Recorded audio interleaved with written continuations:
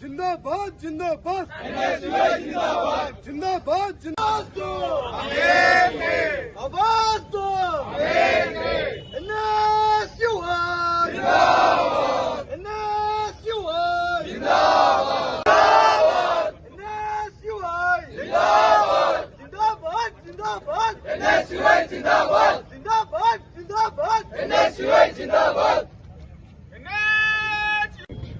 ఈరోజు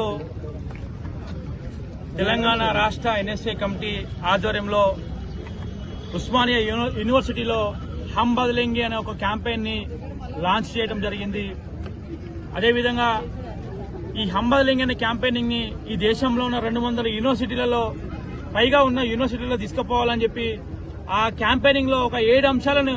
మాకేదైతే రాహుల్ గాంధీ గారు సూచించారో ఈ దేశంలో ప్రతి విద్యార్థి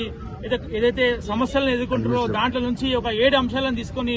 దాని మీద కొట్లాడే దాని మీద ప్రతి క్యాంపెయినింగ్ చేసి దాన్ని అవేర్ చేసి ప్రతి విద్యార్థికి చేర్చి ఆ విద్యార్థి నుంచి గవర్నమెంట్ కి చేర్చి ఆ అంశాలని దానికి సొల్యూషన్లు తీసుకొచ్చే విధంగా మేము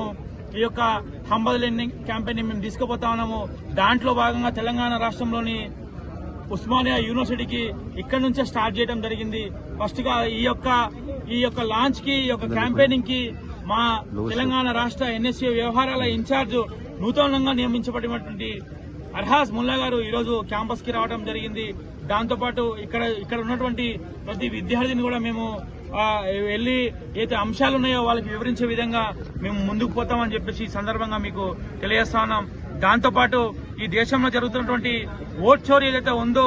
రాహుల్ గాంధీ గారు ఏదైతే విషయాన్ని గురించి ఫైట్ చేస్తున్నారో ఈ దేశ సంవిధానం గురించి ఏదైతే కాపాడే ఒక జననాయకుడిగా ఏదైతే ఆయన ముందుకు పోతా ఉన్నారో ఆయనకి తోడుగా మేము కూడా ఒక సైనికుల్లాగా పనిచేస్తూ రాబోయే రోజుల్లో ఆ ఓట్ చోరీ గురించి ఏఐసిసి కానీ టీపీసీసీ కానీ ఏ పిలుపుని తీసుకున్నా కానీ ఒక పిల్లర్ గా ఉన్నటువంటి మేము ఎన్ఎస్ఏమి ప్రతి విద్యార్థికి యొక్క ఓట్ చోరీ అంశాన్ని వివరించి ముందుకెళ్తామని చెప్పేసి ఈ దేశంలో జరుగుతున్నటువంటి అక్రమాల గురించి